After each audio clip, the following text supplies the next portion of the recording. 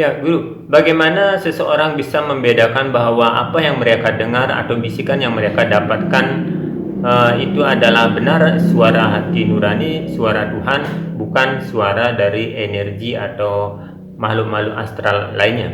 Karena sebagaimana yang pernah Guru sampaikan juga bahwa di dimensi yang lain ada roh-roh penyaru yang kadang juga ingin berkomunikasi dengan manusia. Dalam diri kita itu ada 3 pembisik. Pembisik dari pikiran. Ada pembisik ego, positif dan negatif.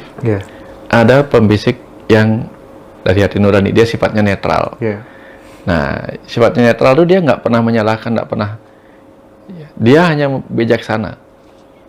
Ya, tapi kalau yang ego, dia bisa membenarkan dirinya sendiri, menyalahkan orang lain. Dia ada kepentingan. Nah, kalau yang bisikan hati nurani biasanya kadang singkat sekali. Kecuali kalau kita memang dharmanya kita, tugasnya kita memang membabarkan itu. Membagikan itu, dikasihnya banyak. Tapi kalau enggak, pasti dikasih.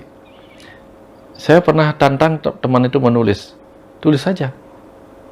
Lama-lama yang terjadi apa? Dia mengalami. Karena pada dasarnya kita kan semua memiliki hati nurani. Memiliki sang roh dalam diri kita, sumber. Tapi, lagi-lagi, kapan murid siap, saat itu guru datang. Kita butuh menjadi pikiran yang banyak belajar. Kayak Arjuna. 13 tahun kemudian dia belajar di tengah hutan.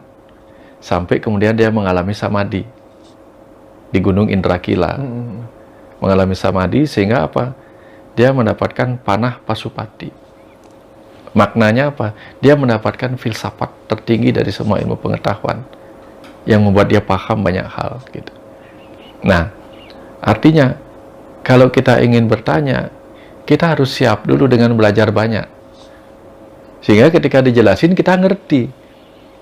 Karena kalau kita nggak siap dengan apa penjelasannya, dikasih tahu kita bingung, betul nggak? Makanya dikatakan kapan murid siap, saat itu guru datang. Artinya kalau mau mendengar apa pelajaran dari hati nurani kita, perbanyak bekal pengetahuan tambahannya. Nah, contohnya begini, karena begini saya perbandingkan lagi, analogikan begini. Kecerdasan semesta sebagai roh kita itu ibarat tukang. Tukang. Terus kalau kita ingin dibuatkan apa, tugas kita ngumpulin bahan-bahan dulu. Nanti dia yang masakin, dia gabung-gabungin. Jadilah bangunan pengetahuan yang kita butuhkan. Tapi kalau kita nggak siap, dikasih penjelasan, kita nggak ngerti. Ya, makanya di mana-mana itu aliran pengetahuan itu tergantung bahasanya pada dari mana dia dialirkan. Kalau yang bertanyanya orang Arab, pengetahuannya berbahasa Arab. Orang India kuno, pengetahuannya berbahasa Sanskerta. Orang Jawa kuno, bahasa Kawi.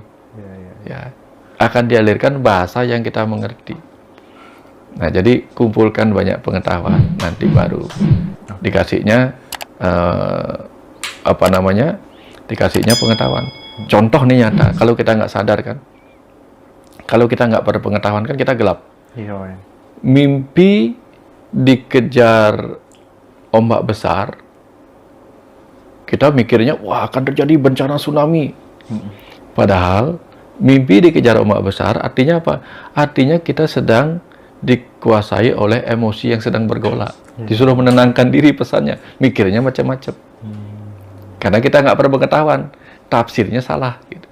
Nah, kitab suci saja salah tafsir kan berbahaya. Nah, kalau kita dikasih wahyu salah tafsir, apa yang terjadi? Dikasihnya cecak, tiba-tiba kita mikirnya nomor togel. Kan kacau kita. Makanya jadikan diri kita siap. Nah, adalah kemudian di ajaran yoga Patanjali yang disebut Astanga Yoga. Yang pertama yang harus kita lakukan adalah kebaikan-kebaikan. Dasa Yama Brata, Dasa Niyama Brata. Artinya apa?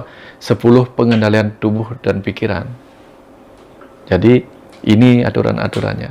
Setelah itu baru belajar duduk, baru belajar pranayama, baru belajar meditasi dan seterusnya. Sekarang ini kan banyak orang kayak tadi itu dibilang ruwatan tapi nggak siap. Sekarang ini banyak orang duduk meditasi, tapi nggak tahu apa yang dia cari. Kadang dia nggak dapat ketenangan, kadang nggak tahu bagaimana mengakses ketenangan dalam dirinya. Gitu. Ya, kadang dia duduk meditasi untuk mengamati, tetapi dia nggak mengerti apa yang dia amati.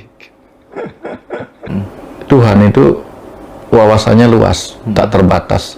Sehingga apa yang kita lihat sebagai salah adalah kebenaran baginya.